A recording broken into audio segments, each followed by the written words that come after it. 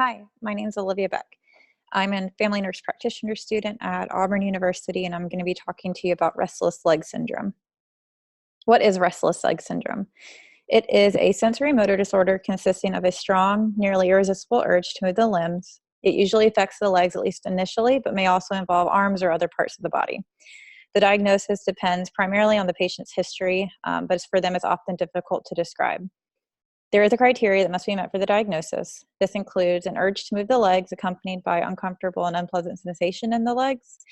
And this urge must be described as either beginning or worsening during periods of rest or inactivity, such as if the patient is lying down or sitting. If the sensation is partially or totally relieved by movement, such as walking or stretching.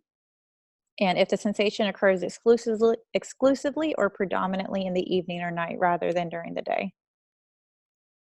Some risk factors to look out for your patients is if they are iron deficient, if they have a family history of restless leg syndrome, if they are pregnant, if they have chronic renal failure, if they are sleep deprived or have insomnia, if they have high alcohol or caffeine intake, if it is colder weather season, as this may increase the incidences of restless leg syndrome, if they are women, as they are more affected than men, and if your patient is diagnosed with anxiety or depression. Some questions to ask during your workup.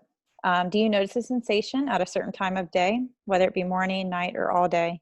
If it is not associated with a circadian rhythm or a circadian pattern, such as occurring exclusively at nighttime, then you want to look closer at peripheral neuropathy or dermatitis. Do your legs feel better if you're walking, stretching, or making other movements? If the sensation is not relieved by walking or stretching, then you want to look closer for claudication, or in pediatric populations for growing pains. And then does the sensation begin or worsen when you are lying down or sitting? Sleep-related leg cramps are an isolated and very painful muscle contracture, so that is something different than restless leg syndrome that you would want to differentiate and rule out. During your physical exam, you will typically get a normal physical exam. It's primarily used just to rule out other secondary causes that could be causing this sensation. You want to perform a neurological exam and assess for nerve damage and sensation in the feet. You want to perform a musculoskeletal exam, check for muscle tenderness, if the patient is able to plantar and dorsiflex, and then if they have appropriate muscle strength. You also want to assess a peripheral neurovascular exam. Do they have good dorsalis pedis pulses? Do they have appropriate capillary refill? Is their skin temperature nice and warm? And again, this is all just to rule out the previous differential diagnoses that I mentioned earlier. So some treatments, non-pharmacological that you can help or tell the patient about to possibly help with these symptoms. Encourage daily exercise, regular sleep cycles, hot baths can sometimes help, leg massages, and then keeping the legs warm, such as wearing socks or an electric blanket. The pharmacological route would be Lyrica, gabapentin, which those are off-label uses. So unfortunately, nurse practitioners are not able to prescribe for this diagnosis, but we are able to offer Mirapex or Requip. And with those medications, you want to instruct the patient to take them 1 hour before symptoms begin, so primarily at bedtime.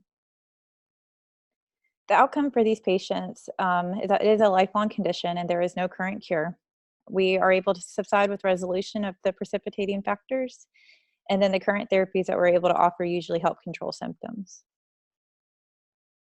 Some education key points to talk to your patient about if they do end up with a diagnosis of restless leg syndrome is to increase their moderate aerobic exercise and lower body resistance training to 3 days a week, as that has been shown to reduce the symptom severity by 50%. However, daily exercise is best. Medications that can worsen restless leg syndrome include antihistamines, anti-nausea, anti-dizziness meds, and antidepressants. So medications such as Zofran or Meclizine or SSRIs. If the patient has recently started taking these and recently starts complaining of the sensation that has gotten worse since they've started, that's kind of a red flag for us. If your patient has low iron, that low iron levels frequently contribute to RLS symptoms. And then adequate sleep and decreasing caffeine intake has been shown to decrease symptoms as well. And then these are my references.